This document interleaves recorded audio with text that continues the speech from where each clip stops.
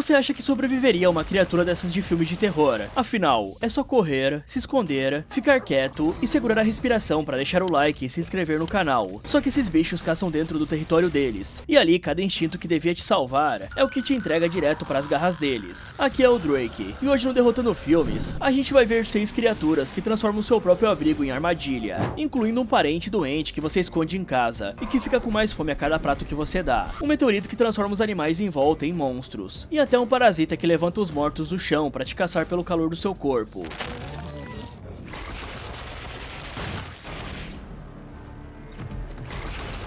Imagina você crescendo numa casa afastada no meio do mato, com seu pai e seu irmão gêmeo, num mundo que acabou há 15 anos, por conta de criaturas que só saem à noite terem varrido quase toda a humanidade do mapa, e seu pai mal conseguiu escapar com vocês ainda quando eram bebês. Desde então, é uma rotina pura de sobrevivência. O seu pai, que ainda pinta uns charutos de vez em quando, segura as pontas. O seu irmão é o cérebro, que tá montando um carro motorizado no celeiro, e você é o que bota a cara lá fora pra fazer cagada. E a regra que mais importa aqui é ficar de olho na hora. Antes do sol sumir, cada porta e cada janela precisa ser trancada sem falhar uma noite. E se você acha que basta uma porta reforçada pra ficar tranquilo, não é bem assim que as coisas rolam. Numa noite, uma das criaturas chega na sua porta e começa a bater. Ela bate uma vez e para, espera e bate de novo. Passa mais um tempo e ela bate mais uma vez e some. Você ia jurar que esse bicho burro tá socando a madeira atrás de comida, só que o seu irmão tava cronometrando os intervalos e sacou uma parada. A primeira batida foi um teste, a segunda era uma tentativa real, já a terceira é o bicho ficando pistola por não conseguir. Então a criatura estava estudando como podia invadir a sua casa. E bom, longe dali tem uma fazenda, e nela tem uma menina. E você pegou o hábito de esticar a visita mais do que devia. Qualquer jovem bobão faria isso, né? Meia horinha perto de quem você gosta. Só que num lugar onde o pôr do sol é o seu único relógio de segurança, meia hora a mais custa bem caro. E bom, o negócio tá prestes a azedar, porque o sol baixou com você longe de casa, e você saiu correndo pela mata, escorregou e caiu num buraco, batendo a cabeça. Quando se deu conta, já tava tudo ferrado no escuro. E claro que você não tá sozinho ali embaixo. E se você torce que alguém vai vir te resgatar, bom, até vai. Mas aqui não tem zap pra você passar a localização pra alguém te achar. E nem tem aquele tio do mercado pra chamar a sua mãe no microfone. Quando você não voltou, o seu pai saiu pra te procurar no meio da noite, justo na hora que essas coisas saem pra caçada. Por um milagre, ele te acha. Também, né, o seu pai é o Nicolas Cage. Ele ia te achar até no inferno. Mas aí na escapada, as criaturas vêm pra cima. E pra te salvar, ele acaba tendo que explodir a porra toda pra vocês escaparem. E fazendo isso, o coitado fica inconsciente. Agora o adulto que segurava a barra da casa tá ferido no mundo apocalíptico. Isso é quase uma sentença de morte. Afinal, se ele pega uma infecção e não tem remédio, já era. E tudo isso porque você quis ficar um pouquinho mais perto da sua crush. É o que eu sempre falo, né, galera? Pensar com a cabeça errada só traz problemas. Você até podia dar uma paquerada, era só não se atrasar. Agora o seu atraso custou bem caro. E enquanto você se recupera do tombo, o seu irmão te mostra o projeto secreto dele. No canto da casa, numa jaula improvisada, tem uma das criaturas viva. O idiota montou uma armadilha, se ofereceu de isca e capturou o bicho pra estudar de perto. E até que ele tirou uma coisa útil, tipo que a luz forte fere os bichos. Só que tem um detalhe preocupante, galera. A coisa mais perigosa desse mundo agora tá dormindo sob o mesmo teto que você. E se seu plano é trancar tudo e aguentar até o sol voltar, esse bicho aí na jaula traz péssimas notícias. Estudando o bicho, o seu irmão descobre que só com 2 criaturas, o menor tempo para furar uma casa foi de 8 minutos. E o número só cai, porque cada noite elas testam, ajustam e voltam mais rápidas. Então é apenas questão de tempo até a sua fortaleza ser invadida pelas criaturas. E provavelmente você não vai conseguir blindar ela antes deles chegarem, né? E pra você entender por que a luz é o ponto fraco dessas coisas, olha como um bicho que fica na escuridão total se comporta. Aqui no Brasil, nas cavernas do Vale do Ribeira, tem um bagre que vive só no breu, o bagre cego. E de tanto viver sem luz, ele foi perdendo os olhos e a cor do corpo. E quem nasce no escuro total não cria uma defesa contra a claridade, porque nunca precisou. E é mais ou menos isso que essas criaturas parecem ser. Um bicho do subsolo feito para caçar no breu, que só sobe quando o sol some, porque a luz queima quem não tá acostumado com ela. E se você achou que era inteligente manter o inimigo preso em uma casa para estudar, eu nem preciso falar do tamanho da burrice que é fazer isso, né? Numa briga boba com seu irmão, você acaba abrindo a jaula para finalizar a criatura, mas o problema é que você foi um idiota e achou que o bicho ia ficar esperando ser finalizado. Aí você e o seu irmão saem rolando no chão da sala, segurando o bicho na unha para tentar acertar uma machadada nele. Vocês até conseguiram dar um jeito no bicho com muita sorte, mas toda cagada tem um custo. Essa aqui foi apenas a cueca pesada, mas poderia ter sido bem pior, né? Afinal, o bicho poderia escapar e dar de cara com seu pai ferido lá no quarto. E por falar no velho, com seu pai definhando e sem remédio em casa, sobra uma esperança: a fazenda dos vizinhos. E lá tem gente armada até os dentes, comida e munição de sobra. Você chega pedindo ajuda e os caras negam, porque não vão queimar remédio com alguém que pra eles tá com o pé na cova. Mas aquela sua conversinha com a garota no fim valeu por alguma coisa, porque além de você ganhar um beijinho, ela te passa o remédio escondido. Mas como inteligência não é o seu forte, você é burro o suficiente pra não guardar o remédio na sua mochila quando tá saindo, e o maluco da fazenda te pega no flagra e decide que você merece uma lição, que envolve uma escopeta e a sua perna. E bom, no apocalipse é assim que funcionam as coisas, né galera? Cada um faz a sua lei, e se tiver que mandar alguém de vala pra garantir seus recursos, muita gente vai fazer isso sem pensar duas vezes. Só que bem na hora que iam mandar a sua perna pro espaço, a coisa piora, porque do nada um bicho puxa o fazendeiro pro chão, do único ponto que ninguém tinha pensado em proteger. E você vê de perto o bicho com aquela boca batendo os dentes, feito um triturador. Enquanto isso, dentro da casa da sua namoradinha, a mãe dela é devorada numa banheira por um dos bichos. A fazenda inteira é varrida em minutos, e você, amarrado, tá prestes a ser o próximo. Se não fosse sua crush chegando com uma espingarda pra te tirar dali. E enquanto você apanhava na fazenda, o seu irmão não tava de braços cruzados. Ele correu pra casa antes do sol cair, e pra proteger o pai ferido, ele desmontou a própria oficina para montar mais armadilhas e ainda tentar capturar um outro monstro para estudar. O cara fez tudo certo. O problema é que você até poderia ter a mesma reação que ele de reforçar a porta e blindar a parede. Só que eu tenho uma péssima notícia, porque no meio do trabalho de barricar tudo, ele pisa no tapete e simplesmente afunda num buraco que não existia ali antes. As criaturas estavam cavando por baixo do piso esse tempo todo, e aí o casarão, que parecia uma fortaleza, vira um caixão. Ainda por cima, a casa é grande demais para 3 pessoas. Afinal, quanto maior o lugar, mais chão para cavar e mais pontos para cobrir. Então, sem parede que segure e sem chão que preste, sobra o plano mais desesperado possível. O pai deles acorda, dizendo que como o abrigo foi de vala, literalmente, só tem uma coisa que eles podem fazer: lutar para continuar vivos. Então o seu irmão bola um plano: encharcar a casa de combustível e montar uma bomba com o charuto do pai, funcionando como pavio, enquanto você e a garota seguram a porta. E vocês até dão conta do recado. Você deixa uma janela aberta de isca, e quando o bicho entra, crava uma faca nele. Outro aparece e leva um tiro de 12 na cara. E uma das criaturas desce pela chaminé até o quarto do seu pai, e até ele, todo arrebentado, levanta e finaliza o bicho sozinho. Só que contra uma matilha inteira desses bichos, não tem faca ou tiro que baste. Vem tanta criatura de uma vez que o chão desaba, e a maioria despenca pro andar de baixo. Uma ou outra ainda passa, e vocês se juntam para lutar contra. Só que na hora de se enfiar no freezer velho que aguentar a explosão, não cabe todo mundo. E aí o seu pai, já todo ferrado, faz uma escolha. O cara tranca a porta do quarto por fora, pra vocês não tentarem salvar ele, e se sacrifica. Então, pra você sair vivo, alguém teve que ficar pra trás. Por sorte, os 3 aguentam a explosão no freezer e saem vivos. Só que do lado de fora, a maioria das criaturas ainda tá viva, saindo dos escombros em chamas. E vocês correm pro carrinho do irmão, que por algum milagre, corre mais que a matilha. Só que as feras já estão nas últimas, e a garota ainda finaliza o que sobra com um tiro e um golpe quase ridículo. E vamos combinar, né galera? Eles lutaram bem contra os bichos, mas a sorte que esses 3 tiveram foi absurda no final. O freezer aguentou aquela explosão, o carrinho pegou na hora, a garota também chegou no segundo exato lá na fazenda. O pai, que tava todo lascado, conseguiu se levantar e ajudar bastante até o momento exato para se sacrificar. Sem contar que esses bichos que se acoplavam e montavam praticamente um megazord não serviram pra nada, né? Se uma dessas sortes some, geral acaba batendo as botas. E vamos combinar, você ia acabar escorregando no primeiro buraco que esses bichos cavaram, e ia virar lanchinho deles.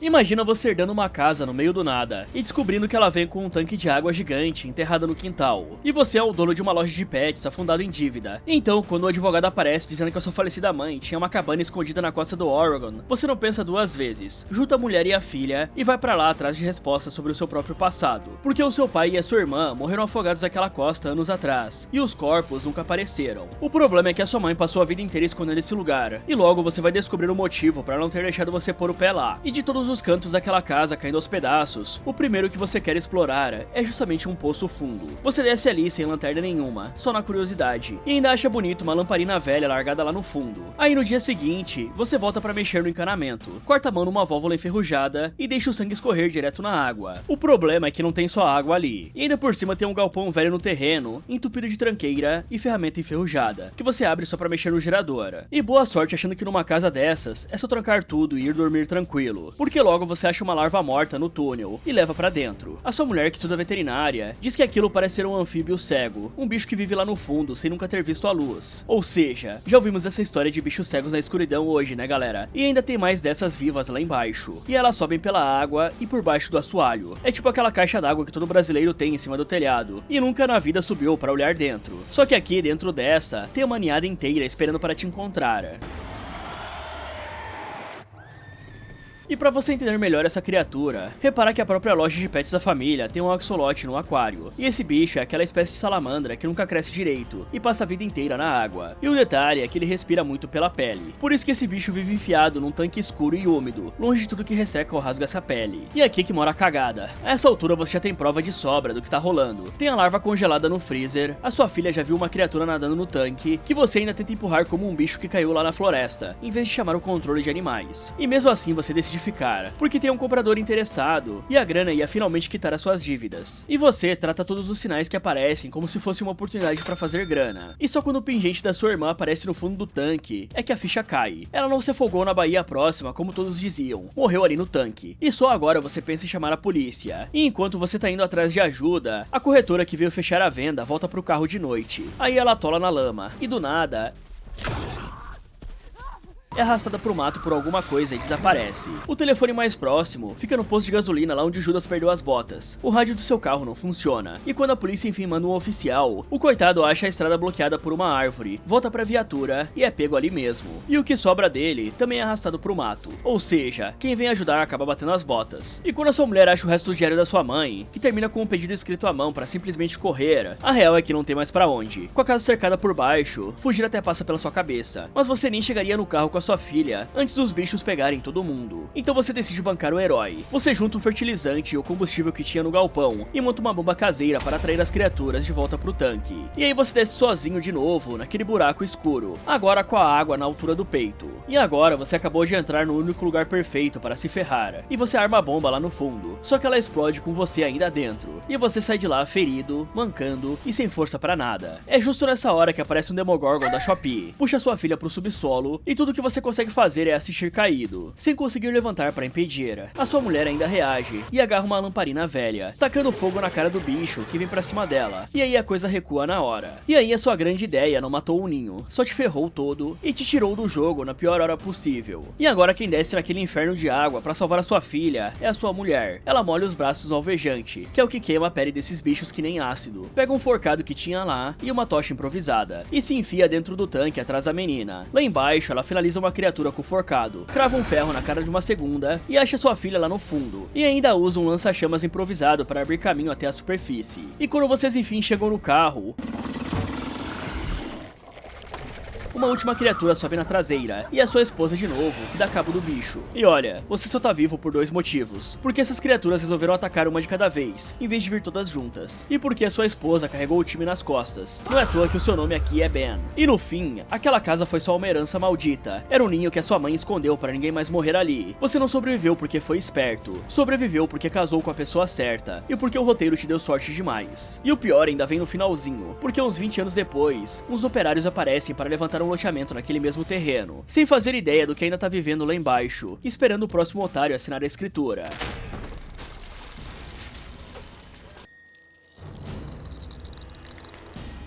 Imagina que você está indo passar uns dias acampando com a sua namorada, só vocês dois e uma barraca no meio do mato. E você não sabe dirigir, então quem fica no volante é ela. Mas o problema é que vocês pegaram a estrada na hora errada. Porque do nada, uma mulher sai do mato pedindo carona, e vocês decidem ajudar. O problema é que isso era uma armadilha, e um foragido armado aparece e sequestra vocês dois. Agora você está preso dentro desse carro com esse cara e a namorada dele, que tá passando por uma abstinência pesada de drogas. E os problemas não param, porque um dos pneus do carro fura, e na hora de trocar ele, o foragido se espeta no espinho preto que tava no pneu e nem liga. Ele resmunga que foi só um arranhão e segue a vida. E se você tá pensando que um cortezinho desse não é nada, é aí que mora a primeira cagada. Porque aquele espinho preto é um parasita e um furo do tamanho de uma picada já é a porta de entrada. A infecção é lenta e te engana, e quando você percebe já é tarde demais. O pior é que o espinho continuou te ferrando, porque ele furou o pneu e agora foi pro radiador. Então o carro começa a ferver e vocês são obrigados a parar num posto de beira de estrada no meio do nada. volta. E é aqui que a desgraça te pega de vez, porque esse posto já estava contaminado antes de vocês chegarem. O frentista do lugar já tinha sido pego por um bicho infectado mais cedo, e não demora pra primeira morte cair bem na sua frente. A namorada do foragido vai ao banheiro do posto e dá de cara com o frentista, já completamente desfigurado e tomado por espinhos. Aí o bicho avança e pega ela ali mesmo. O foragido ainda dispara várias vezes contra a criatura, só que as balas não fazem nem cócegas. Então todos correm pra dentro da loja, trancam a porta de vidro e ficam ali em choque achando que se livraram. Só que tem uma coisa, galera, tudo que você teria feito nesse desespero, eles já fizeram, e não adiantou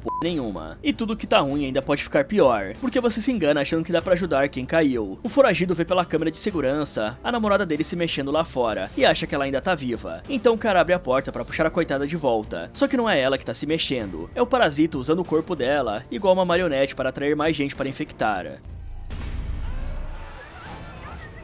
E é tão sinistro que quando a mão dela é desconectada na porta, ela continua se mexendo, caçando sozinha dentro da loja. É tipo a coisa, onde o pedaço que você corta fora não morre, e sim vira uma nova ameaça. Ou seja, cada morto ali vira um novo caçador. Aí chega a sua chance de socorro. Uma policial aparece na frente do posto. Vocês gritam para ela voltar pro carro. Ela tenta chamar reforço pelo rádio, só que ninguém atende. E antes que ela faça qualquer coisa,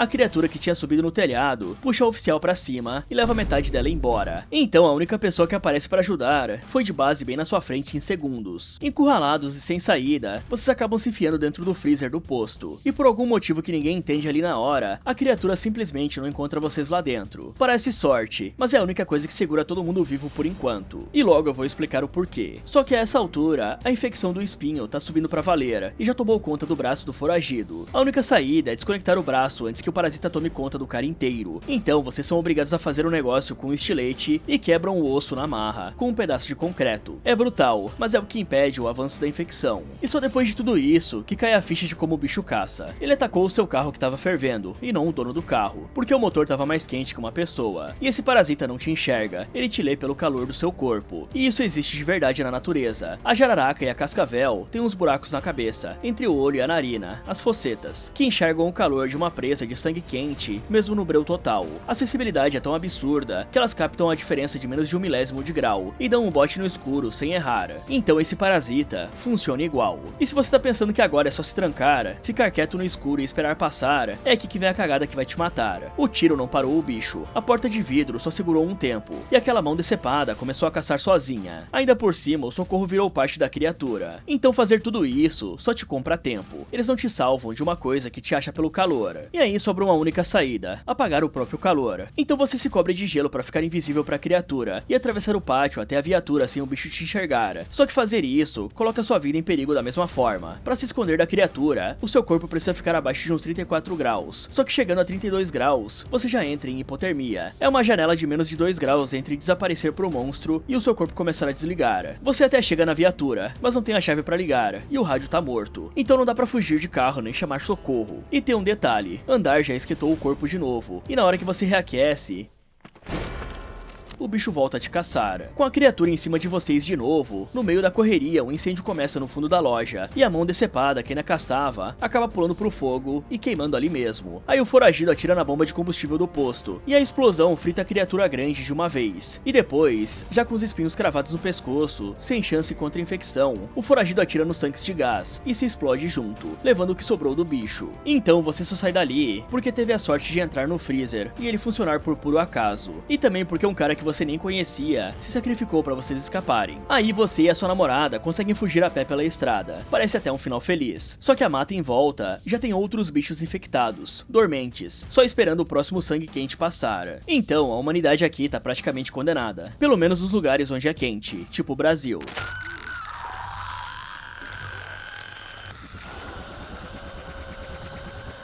Imagina que você tá indo pra um resort isolado no meio dos Alpes do outro lado do mundo, depois de perder a sua mãe. Você foi parar ali arrastado pela família do seu pai, a madrasta e a sua meia-irmã mais nova, a Alma, uma menina que não fala uma palavra e que parece sempre estar ouvindo alguma coisa que ninguém mais ouve. Você não conhece ninguém, não fala a língua do lugar e quem te recebe é o dono de tudo aquilo, um cara sorridente, simpático demais, que faz questão de cuidar pessoalmente de cada hóspede. E aqui tudo parece uma rede de segurança bem montada. Tem um hospital ali perto, uma médica do lugar lugar e aquilo que eles vendem como uma regra para sua proteção. Ninguém pode pôr o pé para fora depois que escurece, porque a estrada fica perigosa. Aí o dono te arruma um emprego na recepção do hotel, te dá uma carona pro trabalho, e quando a sua irmã começa a passar mal, a médica de confiança dele fica de olho nela, e você aceita tudo numa boa, porque recusar seria grosseria com quem só quer ajudar. Esse é o primeiro deslize, e o mais bobo de todos, porque você entrega a sua família inteira para a estrutura do lugar, e ainda por cima anda de fone de ouvido abafando tudo ao redor. Fora que o dono do resort dá pra sua irmã uma flautinha dessas de imitar canto de passarinho, e você acha só uma gentileza fofa. E se você tá pensando que se der ruim, é só sair correndo ou gritar por ajuda, é aqui que mora a desgraça. A primeira vez que você encara isso de perto é voltando de bike no escuro, quando uma mulher encapuzada surge na estrada.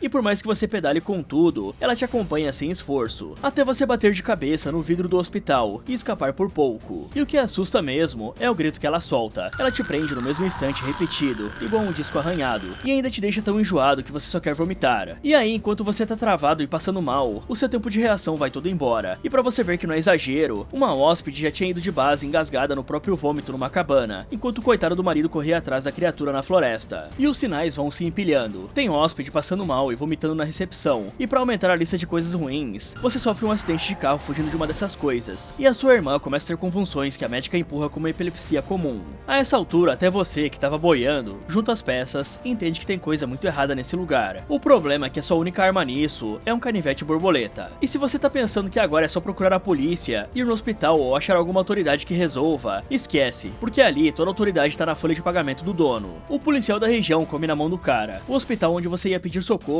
é a ala médica que faz parte do esquema, a mesma onde a sua madrasta acaba pagada por um remédio quando começa a passar mal. Até o único investigador de fora que aparece é um ex-policial desonrado, mentindo sobre quem ele é, e que ainda por cima o maluco tem um plano de dar um fim na sua irmã, porque a esposa dele foi uma das que perderam a vida pra esse esquema. E aqui é a mesma lógica daqueles coronéis do interior, o cara que é dono da fazenda, da delegacia, do postinho e do único emprego da cidade. Cada porta oficial que você bate só entrega pra eles onde você tá e o que você já descobriu. O mais doido é que o único que vivia te ligando desesperado pra você não ficar na rua à noite era justamente o dono, e você achava que ele era só um esquisito controlador. E aí você descobre a verdade bizarra: o resort inteiro é uma fazenda de reprodução, e aquele dono cria essas criaturas como quem cria gado. As mulheres que ele hospeda viram incubadoras, gente em quem a criatura implanta os ovos, e os homens fecundam essas crias, e a mãe verdadeira volta anos depois para buscar os filhotes que são dela. E a coisa piora porque a sua irmã é uma dessas híbridas, e era por isso que a médica vivia em cima dela. O pior é que o símbolo do hotel sempre foi um cuco, tava na sua cara desde o primeiro dia. É tipo Midsommar, a comuna recebe o forasteiro de braço aberto, justamente porque precisa dele por esquema macabro. E agora que você sabe que tá lidando com uma espécie de cuco, dá pra entender a parada de verdade, porque tem um nome pra isso, galera: parasitismo de ninhada. O cuco, aquele do relógio, é o nosso chupim aqui no Brasil. Esses desgraçadinhos não fazem ninho, eles botam um ovo no ninho dos outros, e fazem um outro passarinho de otário para criar um filhote que nem é dele. E é exatamente isso que a criatura faz com você. Ela não quer te matar, ela quer te usar de ninho. E quando finalmente a sua ficha cai, já é tarde demais, porque o dono te tranca numa sala da casa dele e borrifa um feromônio na sua cara, dizendo que agora você vai servir pros planos dele, em vez de ser inútil. Aí ele levanta aquela mesma flautinha de antes, e aquilo funciona feito uma coleira sonora, soltando uma cuco mais nova, que parte na sua direção. Ela grita, te prende no loop, mas quando chega perto, em vez de te finalizar, fica te encarando como se tivesse gostado de você. O maluco não curte nada disso, assovia a flauta de novo e controla a fera até você apagar. E se você tá pensando que basta reagir na hora, ou enfiar o fone no ouvido para abafar o grito e sair na porrada, reagir na hora não depende de você. No instante em que ela grita, você trava no mesmo segundo repetido, tão enjoado que mal se mexe, e o seu tempo de reação some enquanto o grito tá no ar. Tapar o ouvido até ajuda no grito, mas a criatura te acha pela visão do mesmo jeito. E partir pra cima de canivete enquanto o grito te domina, também não cola, porque contra uma coisa que arremessa um adulto que nem um boneco de pano, a sua faquinha só serve para passar manteiga. E se você ainda sair vivo dessa, é só por conta de uma fila de coisas acontecendo do jeito certo. Já achando que você não ia acordar, o dono ainda tenta te sufocar com um travesseiro, e só não termina o serviço, porque o tal ex-policial chega na hora exata, mete uma bala nele e finaliza a cria adolescente. Só que o dono aguenta o tiro, sai correndo pro hospital e finaliza a própria médica e assistente com um rifle, para não deixar testemunhas. E quando o dono sai para destruir as últimas provas, você corre atrás para impedir, mas o tal investigador te segura. E aí cai a sua ficha de que o cara tava caçando essas criaturas o tempo todo, e pra ele a sua irmã é só mais mais uma para eliminar. Na luta para se soltar, você crava o canivete nele e corre para soltar a alma. Só que a alma, vendo os corpos no chão e a faca na sua mão, se apavora com você, te empurra e foge. Você vai atrás dela no armazém, com um fone abafando o som, mas a criatura mãe já tá rondando ali e te acha pela visão mesmo assim. E é no meio das estantes, com a fera fechando o cerco, que o investigador derruba tudo em cima de você, para acabar com tudo de uma vez. Você apaga e acorda com o fone já quebrado, e grita de dor. E é o seu próprio grito que faz a criatura mãe vir gritando bem em cima de você.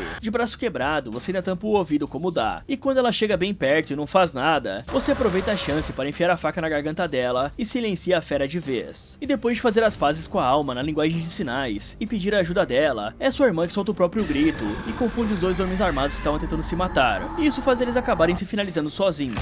E aí você foge de carro com a sua irmã do lado, achando que enfim acabou. Só que as orelhas da alma começam a se mexer sozinhas, captando alguma coisa de longe que você nem escuta. Sinal de que ainda tem outras da espécie por aí. Então no fim você até saiu de lá, mas a coisa mais perigosa daquele lugar foi embora com você.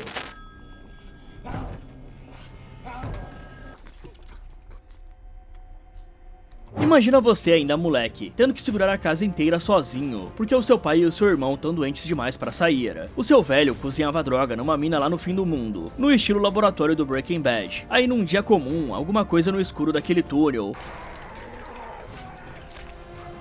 pulou em cima dele e do sócio. O sócio o levou a pior e não saiu de lá. Já o seu pai escapou, só que ele voltou diferente. E não foi só ele. O seu irmão pequeno que esperava no carro ouviu os gritos e correu pra dentro atrás do pai, e acabou ficando da mesma forma. E aí o seu próprio pai teve que encher uma porta de fechaduras, porque ele sentiu que tava virando um bicho e quis ser trancado longe de você pra te proteger dele mesmo. E os dois ficaram escondidos lá em cima, longe dos olhos do mundo. E agora na escola, meio sem vontade, você acaba contando pra turma uma história inventada, a dos 3 ursos. Só que essa não é uma história fofa, e sim uma versão onde tem o pai urso e 2 filhotes, que quando a comida acaba e a fome aperta, eles viram um bicho raivoso e se voltam contra tudo que respira. No papel parece só um conto macabro de uma criança esquisita, mas é exatamente isso que tá rolando dentro da sua casa, no andar de cima, toda santa noite. Porque o seu pai e o seu irmão não pegaram uma gripezinha, eles estão virando outra coisa, e você faz o que qualquer um no seu lugar faria por quem ama, sacatando carcaça e bicho morto no mato. Não que isso seja a melhor forma, né? Mas é o que você sabe fazer, além de armar umas armadilhas para garantir mais carne. E aí você sobe todo dia para alimentar os dois lá em cima. E assim, galera, eles ainda têm um pouco de juízo, porque aceitam a comida da sua mão. O coitado do menor ainda chora de fome. Então você acha que é só uma doença feia, e que cuidando e dando comida eles vão voltar ao normal com o tempo.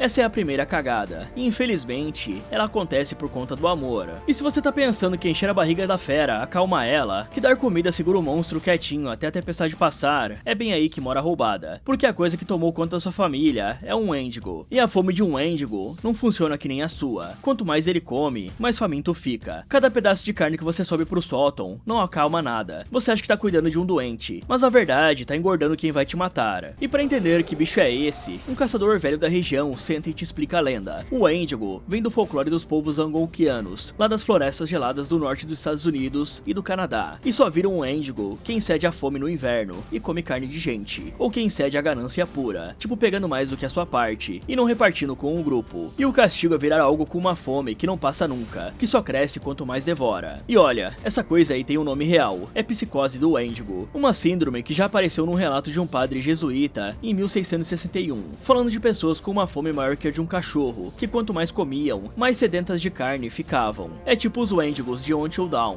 aquelas criaturas esqueléticas que um dia já foram gente normal. E o caçador ainda crava a única brecha para derrubar a coisa, furar o coração dela logo depois que ela se empanturra, que é o único momento em que ela fica vulnerável. E aqui entra a segunda cagada, e essa também vem disfarçada de lealdade. Você não conta pra ninguém o que tá trancado na sua casa, mente na escola que tá tudo de boa, não chama o vizinho, nem a polícia, e esconde o segredo sozinho. E não tem nada de exótico nisso não, galera. É a mesma vergonha de uma família que esconde um parente em surto, trancando no quarto dos fundos, sem contar pro vizinho, porque não tem pra onde levar, e acha que dá conta sozinho. Só que no seu caso, o que tá trancado lá em cima devora pessoas, e você nem faz isso por maldade. É que deixar caçarem o seu pai e o seu irmão feito bicho é a última coisa que você consegue fazer. Então o resto da cidade toca a vida sem fazer a menor ideia do que mora no segundo andar da sua casa. E se você acha que guardar o segredo é proteger os seus, repara no estrago que isso causa. Porque esconder mata a única chance de alguém pôr um freio nisso enquanto ainda dava, e ainda empurra gente aleatória pro perigo. A diretora da escola fica preocupada com você, e resolve ir sozinha bater na sua porta pra conversar, sem fazer a menor ideia do que estava esperando ela do outro lado.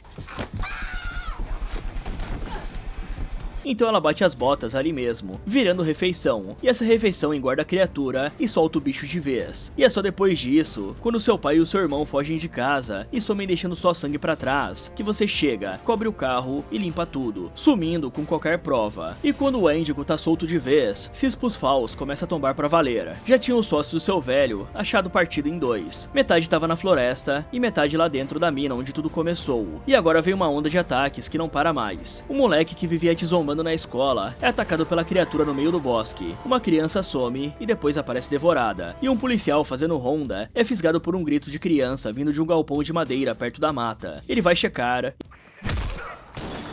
e é finalizado por uma chifrada ali mesmo. E é aqui que entra a professora, a Júlia. Ela bate o olho em você, esse menino acabado só na pele e osso, que tá cuidando sozinho de um horror que nem um adulto aguentaria, e decide que vai te tirar dali. É o tipo de pessoa que não consegue virar as costas pra quem precisa, nem que ela se ferre no processo. Então imagina que daqui pra frente, você é a Júlia, porque é ela que vai descer atrás do garoto, e é ela que vai aprender do pior jeito, porque ninguém com juízo faria uma coisa dessas. E se você tá pensando que dá pra simplesmente ir salvar o garoto e só sair de lá com ele no colo, não é bem assim que as coisas funcionam. O covil do Wendigo é uma mina escura, o pior endereço do planeta pra você botar o pé. O garoto foge sozinho pra essa mina onde tudo começou, e o seu irmão mais novo, que é um policial, encara a criatura e cai ferido no chão. Aí ele te entrega a arma dele e manda você ir atrás do garoto. Com a arma e a lanterna na mão, você entra naquele buraco gritando o nome dele, e digamos que gritar ali dentro só faz uma coisa: entregar de bandeja a sua posição exata pro bicho que conhece cada palmo daquele breu e te escuta de longe. Lá embaixo, você acha o garoto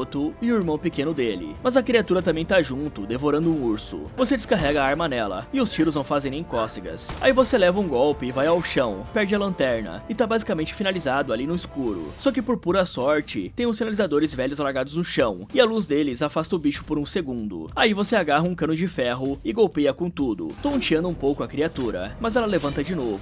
E é nessa hora que o próprio garoto crava uma faca nas costas da criatura. Aí sim a coisa desaba. Então você abre o peito daquilo e arranca o coração, pulsando, que vai se escaldando na sua mão. E o pior de tudo é que matar o monstro não encerrou porcaria nenhuma. Furar aquele coração até finaliza o corpo velho, mas o próximo da fila já tava ali do seu lado o tempo todo, o irmão menor. Não importa se a maldição já tinha passado pra ele antes, ou se só esperava um corpo novo para ocupar, o resultado é o mesmo. Então a mulher que desceu naquele inferno para salvar o menino, agora tem que abraçar o coitado, pedir desculpas e finalizar o irmão do garoto nos próprios braços, pra aquela fome não recomeçar. E tempos depois, os dois adultos estão na beira de um rio cuidando do garoto, achando que tudo tinha ficado pra trás. Só que aí o irmão dela começa a jorrar sangue preto pelos olhos e pela boca, igualzinho começou lá no início. Então parece que o Wendigo vai renascer, e você não acabou com ele de verdade. A fila só continuou seguindo. E a lenda já tinha avisado que pra derrubar um Wendigo, você tem que ficar com o coração tão duro quanto o dele, e finalizar uma criança não foi o suficiente pra acabar com tudo.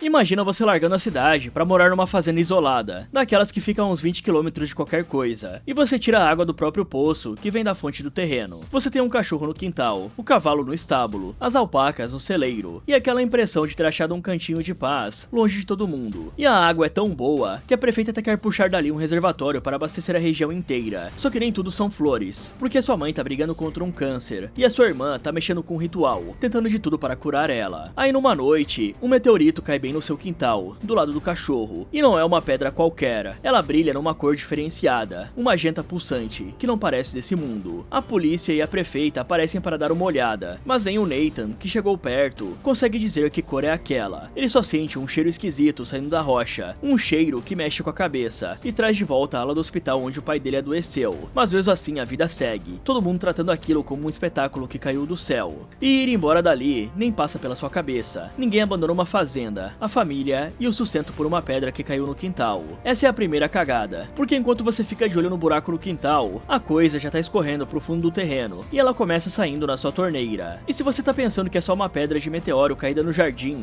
olha só o que começa a rolar. Uma tempestade nasce do nada, e os raios caem só em cima do que sobrou da pedra. E o hidrólogo que veio avaliar a água, testa ela e vê que tá contaminada, num tom rosado, que obviamente não é normal. Aí o carro do cara liga e acelera sozinho, sem ninguém dentro. E no dia seguinte, seguinte, o meteoro afunda na Terra e some de vez. E pra saber por que ninguém ali consegue dar um nome pra essa cor, vale entender como seu olho funciona. Você enxerga o mundo com 3 tipos de cone, um puxado pro vermelho, um pro verde e um pro azul, mais ou menos de 380 a 700 nanômetros. Isso se você não for daltônico, né? Aí desconsidera tudo que eu vou falar. Só que o magenta nem existe de verdade no arco-íris, não tem comprimento de onda só dele. O seu cérebro inventa ele misturando o vermelho com o azul, porque não sabe o que fazer quando os dois acendem juntos. E cada bicho lê uma fatia diferente da luz. A abelha enxerga ultravioleta, algumas cobras sentem um calor no infravermelho. Agora pensa numa cor que veio de fora do espaço, que nenhum dos seus 3 cones sabe traduzir. O seu olho não foi feito para captar aquilo, então o perigo chega bonito e brilhando, e você nem tá programado para reconhecer aquilo como alerta. Com o tempo, a cor vai se espalhando pela água e pelo solo, e brotam flores magenta no jardim. Aparecem bichos daquela cor na mata, e até um louva-a-Deus magenta sai de um ovo lá no poço. A horta cresce rápido demais, as frutas ficam maduras um mês antes do normal, e parece que a terra foi abençoada. Só que aí o poço começa a brilhar e a chamar. O Jack, o caçula, fica grudado na boca do poço, jurando que tem um homem lá no fundo conversando com ele. De fora parece só doideira de criança, só que o lugar inteiro tá sendo refeito por dentro. E se você tá pensando que bastava parar de beber água, pense em tudo que você faz com ela. Você cozinha, toma banho, lava a louça e põe gelo no copo. Já a Teresa, infectada com a água, entra num transe e desconecta 2 dedos picando legume e nem sente. Enquanto correm com ela pro hospital, a filha vai levar a mesma faca na pia. E no começo, a água sai igualzinha como sempre, sem cara de veneno. E quando ela começa a ficar rosada e estranha, você percebe que tava usando ela sem desconfiar. Cada coisa boba que você faz no dia vira mais uma dose contaminada, e você ainda arruma uma desculpa pra cada sintoma esquisito, achando que não é nada demais. O hidrólogo até tenta avisar, ele bate na porta e fala pra não encostar naquela água de jeito nenhum, que tá tudo lascado. Só que ele dá o recado justo pra quem já tá contaminado demais, e aí o aviso morre ali, e nunca chega no resto da família. E se você tá pensando que então era só entrar no carro e dar no pé enquanto ainda dava, já é tarde demais de novo. O carro não liga mais, o telefone só dá estática, o rádio também, então não tem como pedir socorro. E quando tentam fugir no cavalo, o bicho se assusta com alguma coisa e foge sozinho, sem ninguém em cima. Agora aqueles 20 km de isolamento que eram um sonho de paz, viraram uma cela, não tem vizinho pra ouvir você gritando. E o pior é que a cor não te ataca de frente, ela te corrói por dentro sem você ver. A galera perde horas inteiras sem saber pra onde foram, tá de dia e do nada já é noite. A comida começa a ter gosto diferente, e o Nathan vai virando uma versão pior do próprio pai, gritando com os filhos. Isso aqui é horror cósmico raiz, galera, do jeito que o Lovecraft gosta. Tanto que a fazenda fica do lado de uma cidade chamada Arkham, a mesma do Call of Cthulhu, aquele RPG de mesa onde o monstro é tão grande e tão perverso que o seu personagem enlouquece só de encará-lo. Não é um bicho que você entende e enfrenta, é uma coisa que a sua cabeça nem processa direito. Imagina tentar acabar com algo assim. Bom, se você imagina, deve entrar em parafuso também, né? E aí a fazenda vai pra reta final do pesadelo. Um raio gigante cai e funde a mãe e o caçula num monstro só, os 2 corpos derretidos um no outro, virando uma coisa que ainda se mexe. As alpacas do celeiro viram uma massa de carne grudada, um monte de bicho sem forma, e o lugar inteiro tá sendo refeito na marra, virando o mundo de onde a cor veio. E se você tá pensando que pelo menos confiaria nos seus próprios olhos e ouvidos para se salvar, é aí que você se ferra. O poço chama de novo, e dessa vez o cachorro da família tá lá no fundo, latindo, parecendo pedir socorro. Só que aquele cachorro já não é mais o seu cachorro, ele tá transformado que nem as alpacas. O Benny escuta o latido, desce no poço atrás do bicho para salvar o coitado, e uma luz magenta puxa ele pra dentro,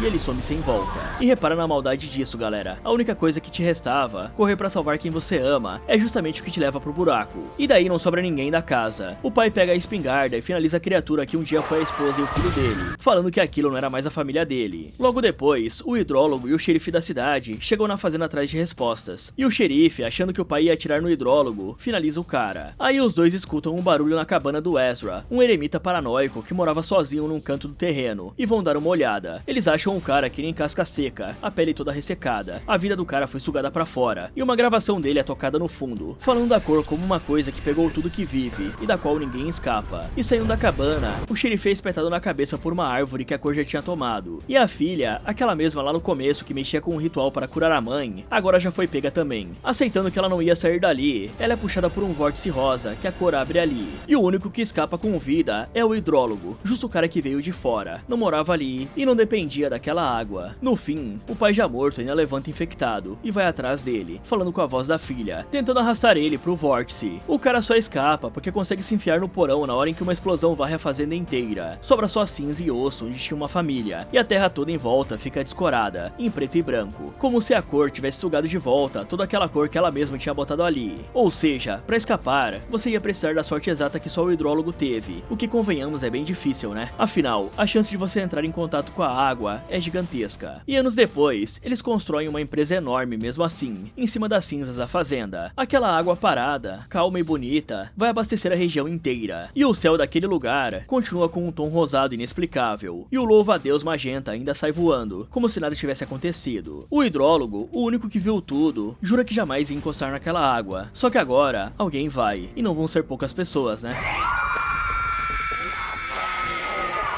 Fala galera, você sobreviveria a algum desses? Me contem aí nos comentários. Muito obrigado por assistir e não se esqueça de beber água.